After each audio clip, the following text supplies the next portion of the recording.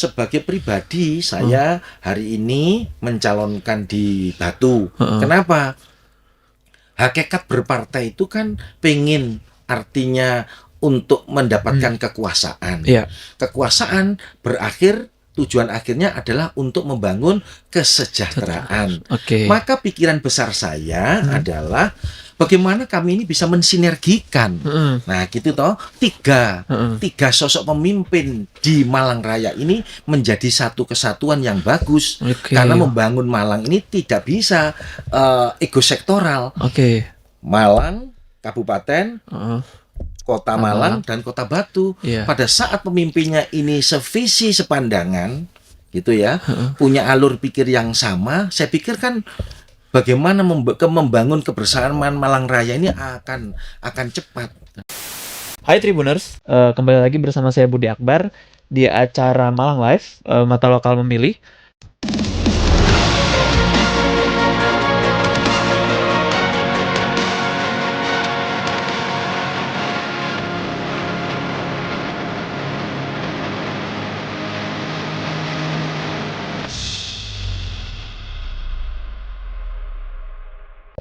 Beberapa hari lalu, sosok yang bersama saya ini mendaftar menjadi salah satu peserta Pilkada Kota Batu.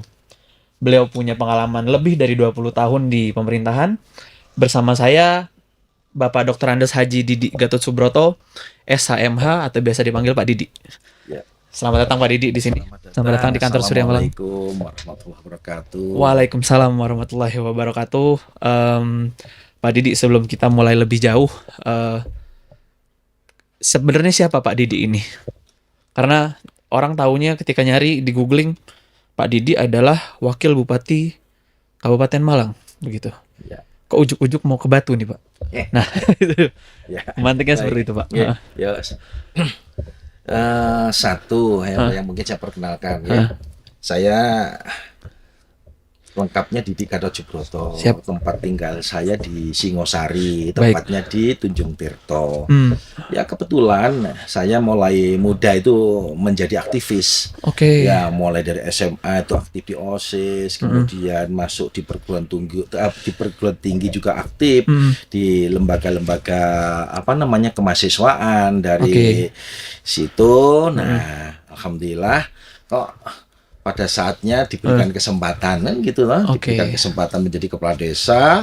Itu mulai tahun awal 97 ya. 97 sampai 2013. Tidak kurang antara 17 tahun. Dengan 2 kali masa jabatan. Nah, kebetulan di tengah-tengah perjalanannya saya karena orang pergerakan diberikan amanah oleh teman-teman. Teman-teman menjadi ketua asosiasi kepala desa di mulai dari tingkat kabupaten, tingkat provinsi sampai di tingkat pusat. Nah, menarik. Itu kira-kira kemudian berakhir tahun 2013. Nah, saya diminta artinya waktu itu berhenti kepala desa. Nah, bersamaan dengan masa pemilihan legislatif.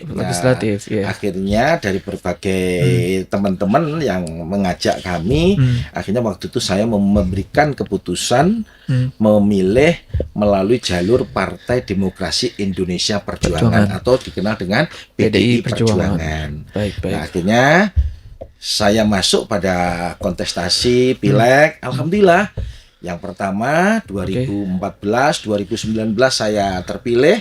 Nah, dengan proses ya 2,5 tahun pertama saya menjadi anggota, kemudian 2,5 tahun berikutnya saya diberikan amanah oleh partai memimpin ketua komisi 1.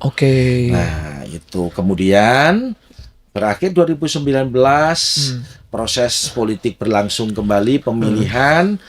Nah, saya untuk yang berikutnya saya diberikan amanah kembali oleh DPP partai, diberikan kepercayaan menjadi ketua DPC PDI Perjuangan Kabupaten Malang.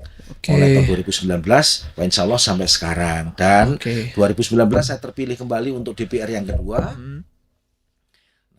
Karena kami ini diberikan amanah sebagai ketua DPC, nah ex officio saya diberikan kepercayaan juga oleh partai diminta atau ditunjuk sebagai ketua DPRD Kabupaten Malang. Oke. Itu 1 tahun berjalan. Jalan. Begitu Oke. kira-kira. Berarti kalau bisa disimpulkan berangkat dari kepala desa, lalu jadi dari DPRD 2 periode, Ya, lalu menjadi bupati. ya wakil bupati. Wakil bupati. Ya. Mohon maaf. Nah, sebelum kita jauh lebih banyak bahas soal pemangku kebijakan atau soal kursi pemerintahan ini, Pak, tim kami juga beberapa kali riset juga soal Pak Didi, yang ternyata memang besar dan sekolah di Singosari dan juga Malang. Tercatat di SD Tunjung Sirto Singosari, Ya. terus SMP di SMPN 1 Singosari, Ya. lalu juga di SMA Taman Siswa. Ya. Yang menarik sebenarnya kenapa dari Singosari waktu itu ke Malang untuk sekolah di SMA Taman Siswa, Pak Didi? Iya.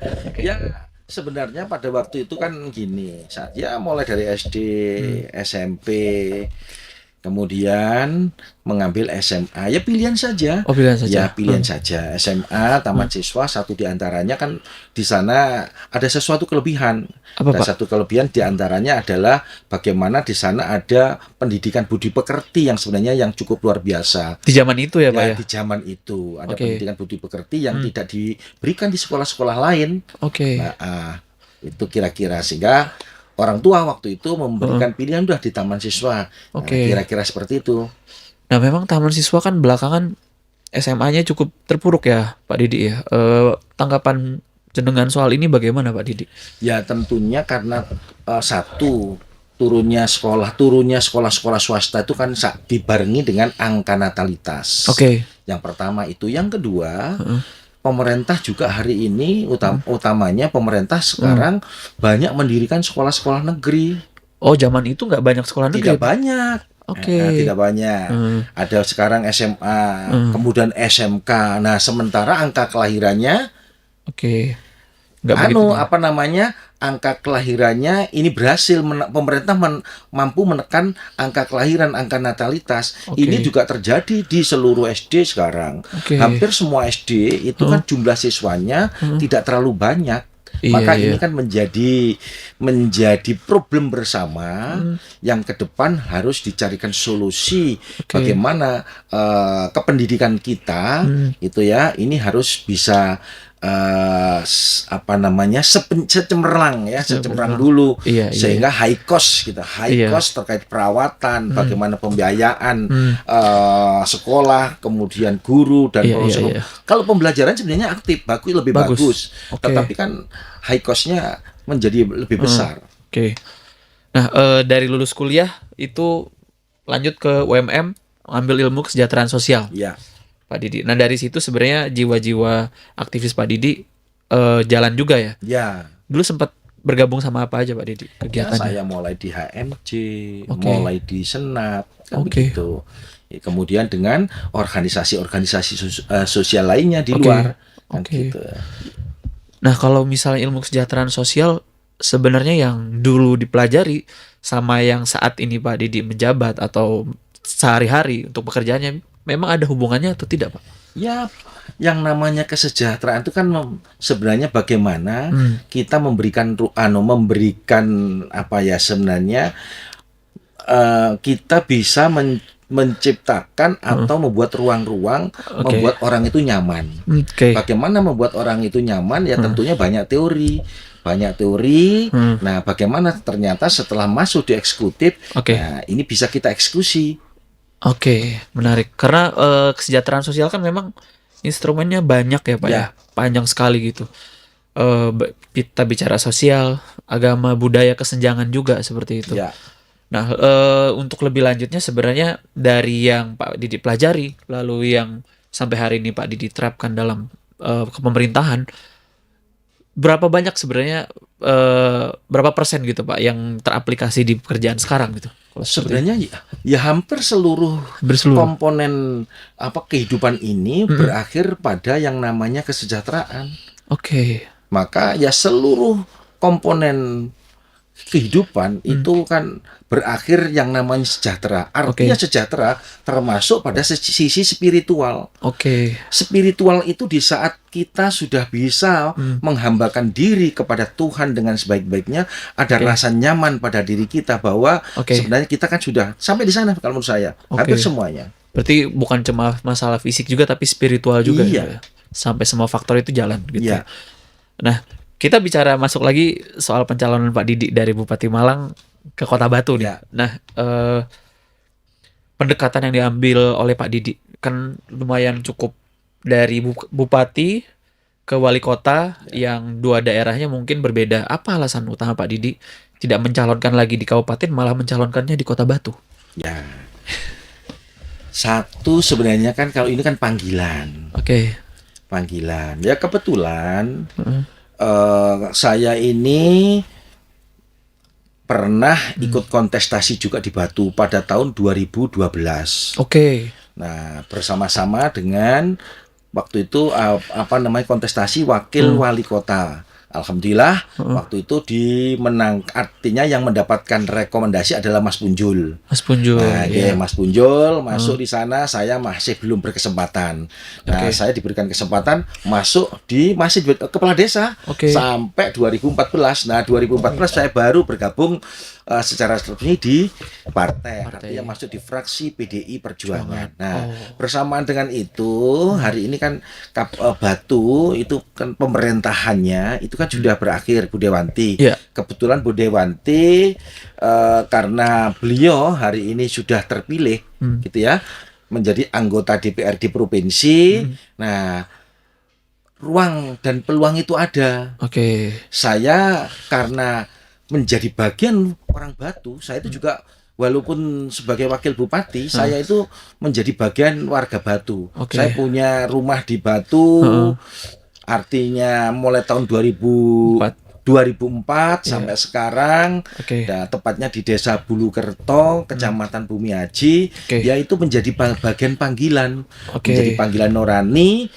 Ada sesuatu yang sebenarnya chemistry bagi saya gitu ya, tahun 2012 untuk kembali ikut berlaga dalam rangka melanjutkan program-program yang sudah dibangun baik oleh Pak Imam Kabul, dilanjutkan oleh Pak Edi Rumpoko, almarhum, kemudian dilanjutkan Bu Dewanti. Nah, ini yang ingin kita lanjutkan.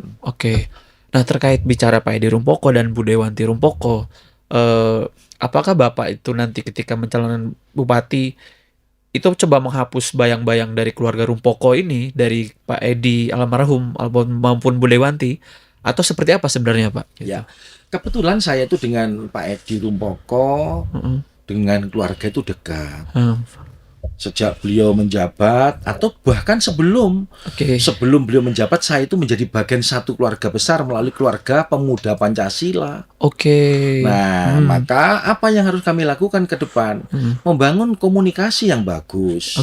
Karena beliau apapun beliau itu sudah memajukan Kota Batu. Pak Edi Rumpoko punya jasa yang luar biasa dengan warga masyarakat Kota Batu yang dilanjutkan oleh Bu Edi Rumpoko. Tentunya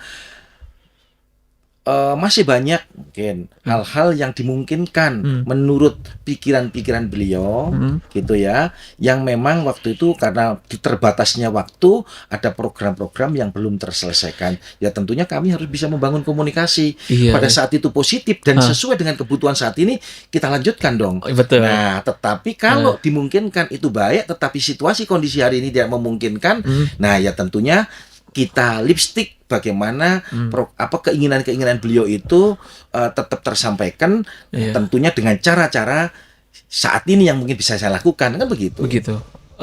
Anaknya juga Mbak Ganis juga rencananya mau maju juga. Itu sempat dengar nggak Pak Didi, atau ada sempat isu berseliweran? Kalau Mbak Ganis kelihatannya tidak.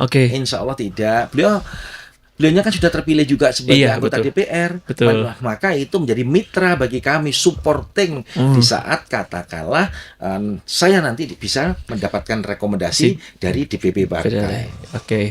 Nah, ini mengutip salah satu ucapan Bapak ketika mengambil formulir untuk pendaftaran Wali Kota Batu.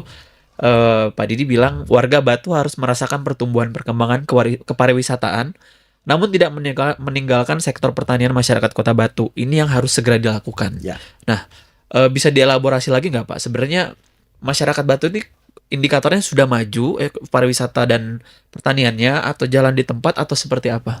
Sudah, artinya sudah maju. Hmm. Pariwisataan Batu itu kan luar biasa. Heeh.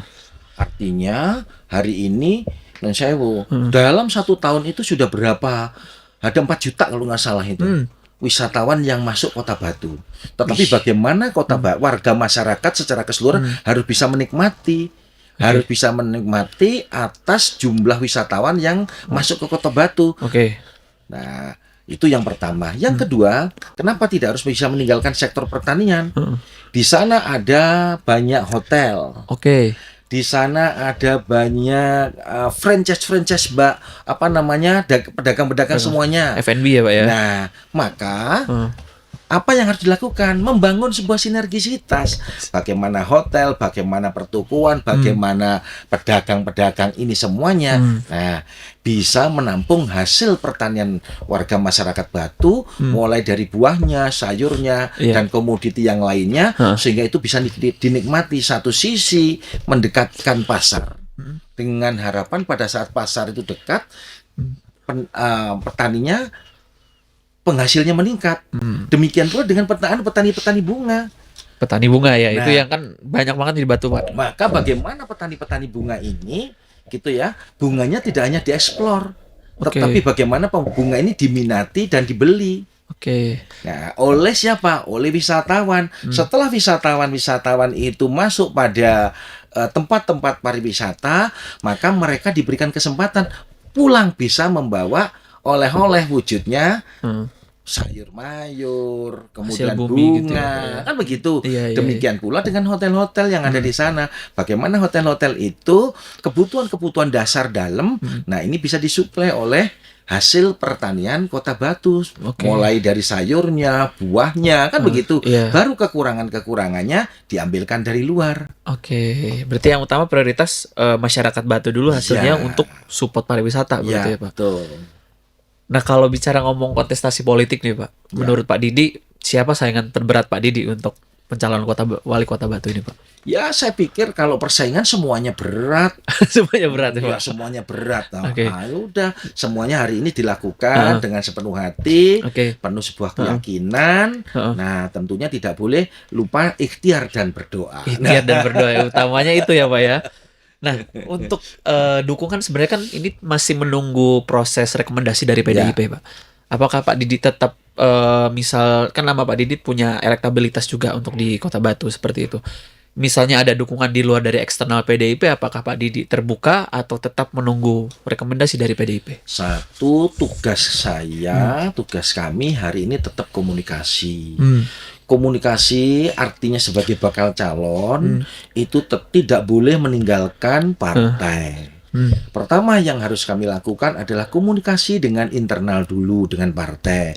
Kemudian yang kedua berkomunikasi dengan eksternal. Kepada siapa? Seluruh partai yang ada di Batu.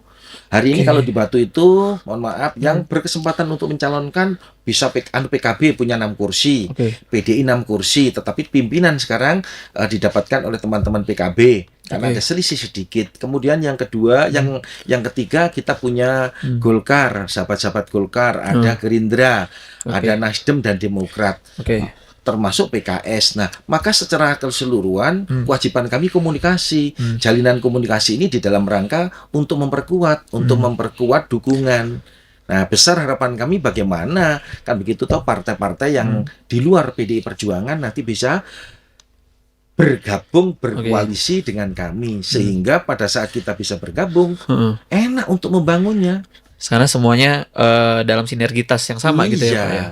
Seperti yang saya lakukan pada saat mencalonkan di Malang bersama-sama Pak Bupati, Pak Sanusi, Sandi didukung oleh banyak partai, kan asik akhirnya. Iya, semuanya bisa jalan gitu ya. Bisa jalan.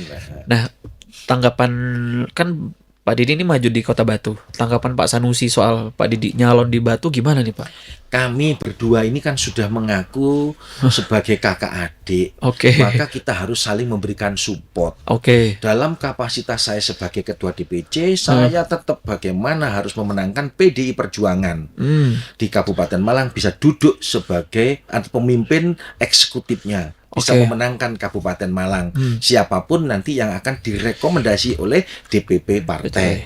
Itu yang pertama. Dengan tidak meninggalkan kewajiban-kewajiban. Oke. Sebagai wakil bupati, saya terus mengikuti karena pemimpin tidak ada pemimpin kembar, matahari tidak ada kembar. Tidak boleh Saya dua, tetap akan terus mendampingi Pak Bupati sampai akhir pemerintahan. Kapan akhir pemerintahan kami? 25 pada tanggal 31 Desember 2024 ini. Oke. Nah, walaupun kemarin kita mengajukan ke MK, alhamdulillah itu diterima. Nah, berakhirnya kapan? Menunggu sampai batas pelantikan berlangsung. Oke. Itu. Kemudian yang ketiga, sebagai pribadi saya hari ini mencalonkan di Batu. Kenapa? Hakikat berpartai itu kan pengen, artinya untuk mendapatkan kekuasaan. Iya. Kekuasaan berakhir, tujuan akhirnya adalah untuk membangun kesejahteraan. Oke. Maka pikiran besar saya adalah bagaimana kami ini bisa mensinergikan. Nah, gitu toh, tiga sosok pemimpin di Malang Raya ini menjadi satu kesatuan yang bagus. Oke. Karena membangun Malang ini tidak bisa ego sektoral. Oke. Malang, Kabupaten, Kota Malang. Malang, dan Kota Batu. Iya. Pada saat pemimpinnya ini sevisi sepandangan, gitu ya, punya alur pikir yang sama, saya pikir kan bagaimana membangun kebersamaan Malang Raya ini akan cepat. Iya. Akan cepat berhasil, akan cepat untuk mendapatkan keberhasilannya. Iya, Nah, iya, gitu iya. kira-kira. Nah, itu juga yang jadi salah satu indikator ya Pak ya. Karena kan pasti ada tantangannya juga ke depan Ya. gitu ya. Menurut Pak Didi, baik dari soal sinergitas Malang Raya, baik kota, kabupaten Malang, dan Batu, tantangan ke depannya yang berat itu apa Pak? Tantangan ke depan ini adalah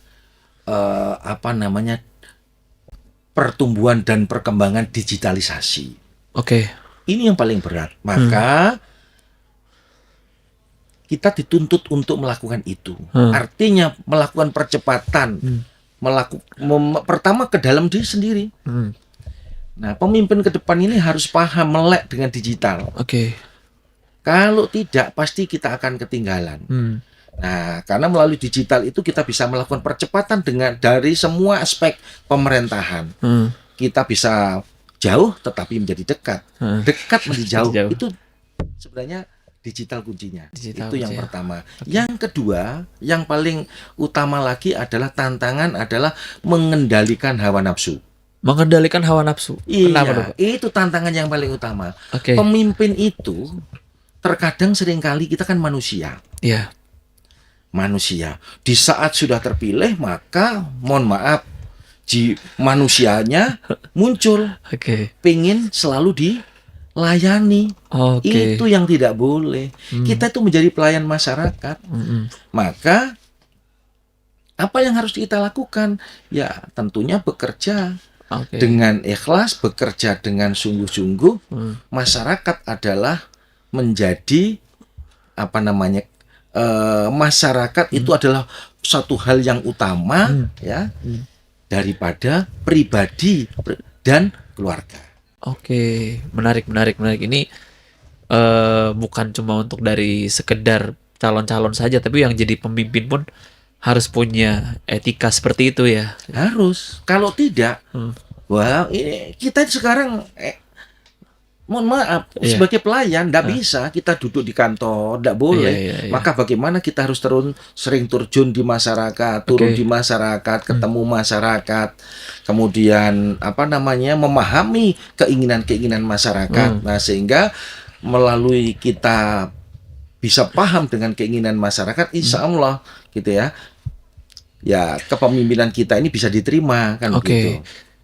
Nah, terakhir Pak Didi, apa langkah-langkah Pak Didi ke depannya untuk meyakinkan para pemilih bahwa Pak Didi ini figur yang tepat untuk menjadi wali kota Batu? Ini cukup tricky tapi ya. Apa seperti itu, Pak? Kalau menurut saya, tidak merubah kebiasaan. Tidak berubah kebiasaan. Tidak merubah kebiasaan. Ya sering turun masyarakat, menyapa masyarakat, duduk bareng dengan masyarakat. Itu caranya di mana? Ya sering silaturahmi, ya sering jagong maton. Itu aja. Pada saat kita mau, kemudian yang kedua, jangan membeda-bedakan. Oh, ini adalah kelompok A, ini kelompok B, kelompok C, itu yang nggak boleh. Dibeda-bedakan itu ya, Pak? Itu nggak boleh. Kalau saya, seperti itu. Berarti mau dari orang mana, orang A, orang B, orang C ya? Kumpul aja di tengah gitu ya, Pak? Iya. Nah, terakhir Pak Didi, sosmednya yang ready apa Pak Didi? Yang bisa di-follow sama Tribuners? Saya yang ada di Instagram rupanya. Instagram? Ya, baik. Instagram. Nama username-nya Didi Gatot Subroto atau bukan? Didi Gatot Subroto. Mungkin bagi teman-teman Tribuners yang mau follow juga, follow di Instagram @DidiGatotSubroto. Di situ juga ada foto-foto dan kegiatan Pak Didi juga ya setiap hari ya. Akunnya dipegang Pak Didi atau ada adminnya? Kadang-kadang saya, kadang-kadang adik-adik. Oke. Misalnya masyarakat mau nge-DM gitu dibalas nggak, Pak? Boleh. Ya, seringkali saya balas. Pokoknya ada waktu sih saya balas. Siap. Nah, kurang lebih begitu Pak Didi. Mudah-mudahan dapat rekomendasi dari DPP PDIP dengan segera, dan juga langkah berikutnya adalah pasti kampanye juga, masa kampanye, dan semoga sukses dari kami. Saya akhiri, terima kasih Pak Didi sudah berkunjung ke kantor Tribun. Terima kasih Tribuners, bersama saya tadi sudah interview dengan Pak Didi. Wassalamualaikum warahmatullahi wabarakatuh. Download Tribun X sekarang, menghadirkan lokal menjadi Indonesia.